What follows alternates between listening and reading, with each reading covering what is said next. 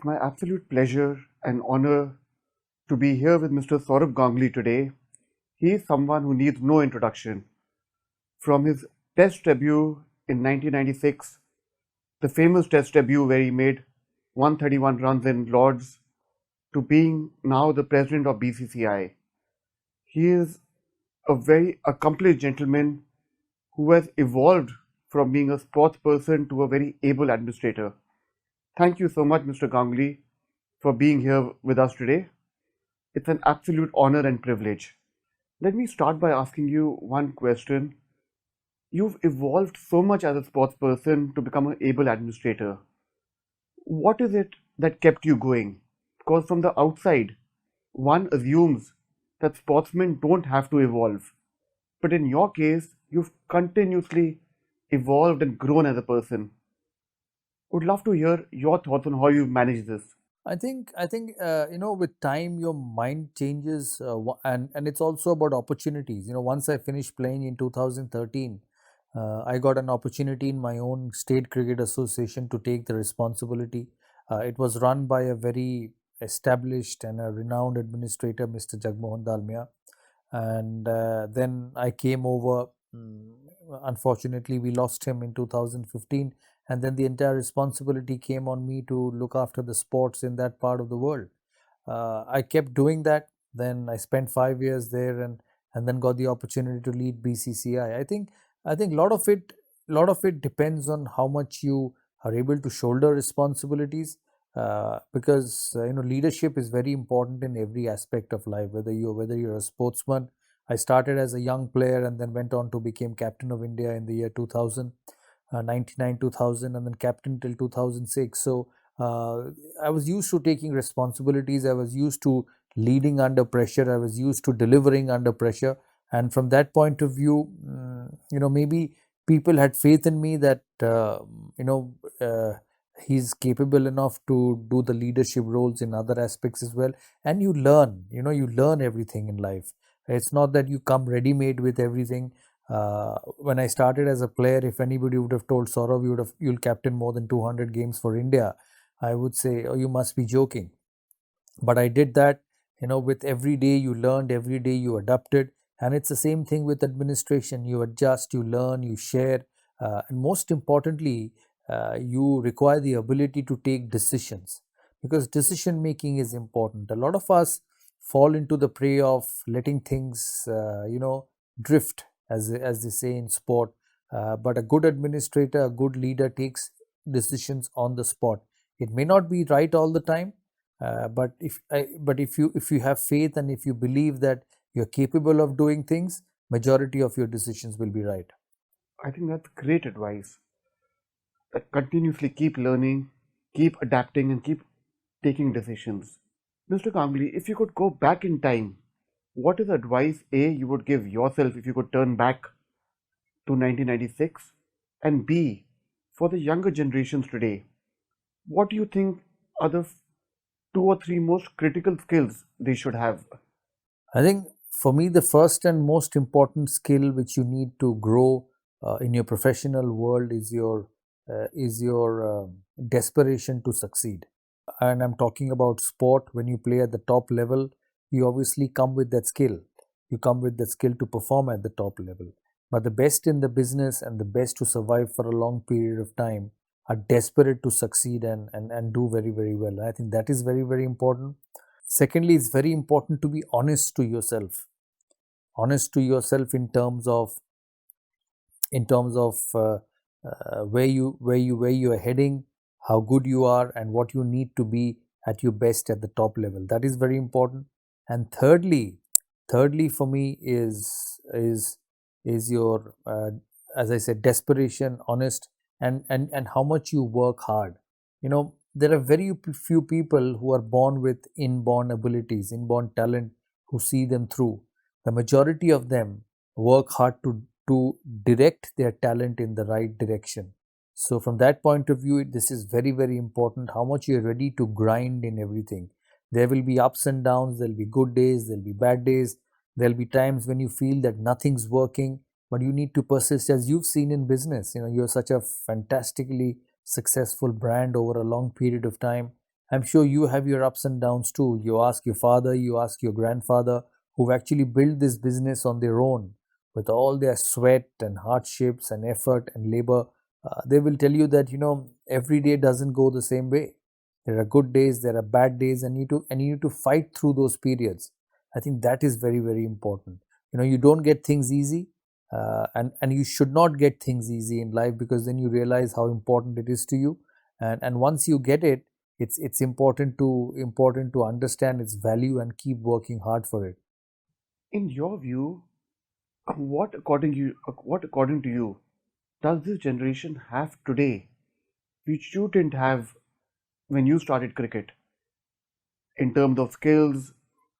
I think this generation has enormous exposure. I look at my family, my daughter, and what she knows, how much she's exposed to the world at the age of 18, 19. I was not even 25% of that. I think they have this huge exposure to the world, which helps them to learn things. The media, the digital media, the television media have just gone to a different level. It brings you very closer to everything in the world. You can sit in your drawing room and see how a Tiger Woods becomes successful, see how a Pete Sampras or a Rafael Nadal becomes successful, or a Virat Kohli or a Sachin Tendulkar becomes successful. And you try and emulate that. You try and understand how they develop their skills and become successful themselves. So you got so much exposure to all your role models, and how they train, how they work, and how they behave to be the best in the business. I think for the modern day generation, exposure has been enormous, and I think it helps. It also helps them to become fearless, because they realize that things are available at their doorstep. And if they make an effort, and if they're desperate to succeed, as I said, they'll be successful. So they're fearless. You look at this current Indian cricket team. You see the players, the likes of Rishabh Pant and Hardik Pandya, and some of the young fast bowlers who have come at this level. You just see that when they walk out into the international arena, they're ready. They're not just ready skill wise, but they're ready mentally also, which is very, very important. Being an Indian cricket player, I would assume, is one of the toughest or one of the most highest pressure jobs in the world. Every action is under such close scrutiny. How did you ever, especially as when you were a captain of the cricket team, I cannot even imagine the kind of pressure one would have to deal with. How did you be the captain and manage it so beautifully? I think firstly, being a captain was a huge honor. I had the honor and the opportunity to lead India. And for me, pressure, and I think it's the same for you as well, and for anyone. Pressure is something which you have to get used to. It is a must in your life. You have to find a way to accept pressure. When I finished playing cricket, somebody asked me, when I just finished 2 or 3 months later. He said, "What you miss the most, sort of?" I said, I miss that nervousness in the morning at 7 o'clock, when I woke up and I'm getting ready. I'm wearing my track bottoms and getting my shoes ready. I have to go and play a test match. I'm under pressure to perform. I know I cannot afford to fail. I know if I perform well by evening 4:30, I'll be a hero to all the people in the country. So I miss that challenge. I miss that pressure. I miss that expectation every morning. And I think that is something which every individual should learn to embrace. Uh, I you should look at every situation as an opportunity. When somebody said that, what did you feel when you were asked to bat at number 3 in the first test match of your career? For me, it was an opportunity. I had two ways of looking at it. It is, oh God, I am going to bat at number 3 with the new ball against the best fast bowlers in the world. Or I look at it this way: hey, listen, I have got an opportunity at 3 to make a career. And I think that takes off the pressure from you. And you'll realize that once you start living in a pressure cooker situation, your body and mind adjusts to it. Your body and mind starts accepting the pressure, and you start delivering under pressure. And then when you get into a situation where things are not under you're not under pressure, and everything is smooth, you actually lose that fight and that zeal in you, the strive in you to become the best. So I think pressure for everyone is important. The market pressure for you is important. The pressure of performance for an athlete is important. The pressure of holding on to a place in the national team is very, very important because it actually gets you to be at your best. Nervousness is good. You know, somebody asked me that, do you feel nervous? I said, of course, the best in the business has felt nervous. And nervousness actually helps you to become better, play better, and adjust better. So accept nervousness before a game and utilize it positively to help you increase your performance. No, I think that's a great way of looking at it. When you were playing cricket and when you started captaining the Indian cricket team, at that stage also, how much of your time were you going back and putting into practice? Were you looking at all the matches, how you got out, or do you continuously improve your technique? Or at that stage, you've reached a stage where this is my technique and this is how I play? Yes, you get to a point that this is my technique and this is how I play, because nobody is perfect. Everybody has deficiencies, everybody makes mistakes, but what you do is you you become better with your own way of scoring runs. I played the cover drive well. There was somebody else at the other end who did not play the cover drive well, played on the onside better than I did, but both of us found our way to score runs. And I think that's very, very important. You have to find a way to adapt your technique and master that technique. Your approach to business, your approach to making motorcycles would be different from another brand's approach of making motorcycles who you compete. But you also have to understand that's the way it is for you, and that's the way you will be successful. So sometimes we spend a lot of time looking over the shoulder and see what the others are trying to do, what is others techniques are, what others manufacturing systems are. Yes, it's important. It's important to be aware of how somebody else is becoming successful, but at the end of the day, the good successful ones make the best of what they have and the best of the talent they possess. And I think that is very, very important. That's very good to know. If you look at the American system, they have a very well defined sporting environment culture embedded right from junior school, and they pick up their talent from colleges. Do you see India also going down that route? Yeah, absolutely. Like the way cricket has developed from the grassroots level, the under 15s, the under 19s. I think every other sport will have to. You look at the grassroots programs which football has taken now, the ISL has taken now over the last 4 or 5 years to develop young Indian footballers. Look at badminton. Some of these academies, some of the great former badminton players like Pulela Gopichand and all, they've started producing wonderful champions in that sport, the likes of Saina Nehwal and the others who are so popular in India. It's important to create a system of sport in this country. Create a system where young players start training from a very young age, and they are handheld, they are guided to become one of the best players in the world, and that is going to happen. As I said, India has become a fabulously open country to the world. People look up to India, and I can see it.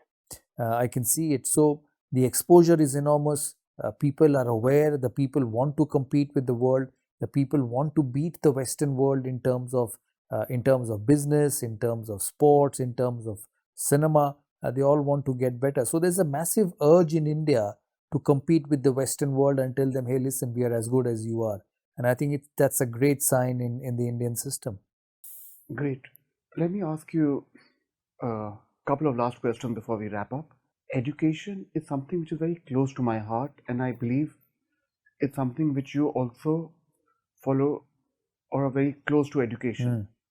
In your view, what should Indian, either the school system or higher education, what are the changes we should make so that our graduates are more employable? I think education in our country is a very strong foundation. But as you rightly said, that with time things develop, things change. I think education has to be merged with sports as well. Education has to be merged with overall development of the individual. Maybe in films, maybe in artists, maybe somebody wants to be a musician. It should not be books, books, and college all the time, because that's what some of the schools tend to do. You know, get those young boys and girls to get too much engrossed in books and other sorts of studies. I think holistic and overall development of an individual is very important. I firmly believe that you can do both. You can study, you can play, you can learn music, you can learn art, you can learn dance, and become an overall developed person in your society. Actually, at a young age, our children spend more time with the teachers and their friends than they spend time at home. So I think school has a huge influence on overall development of young boys and girls, and I think they have to be a lot more open. They have to allow the young boys and girls to do what they want to do, to progress with the career they want rather than putting things on them. I think a lot more openness is required from the educational part of our system. Great. Thank you so much, Mr. Gangri, for taking out time to have this conversation with us.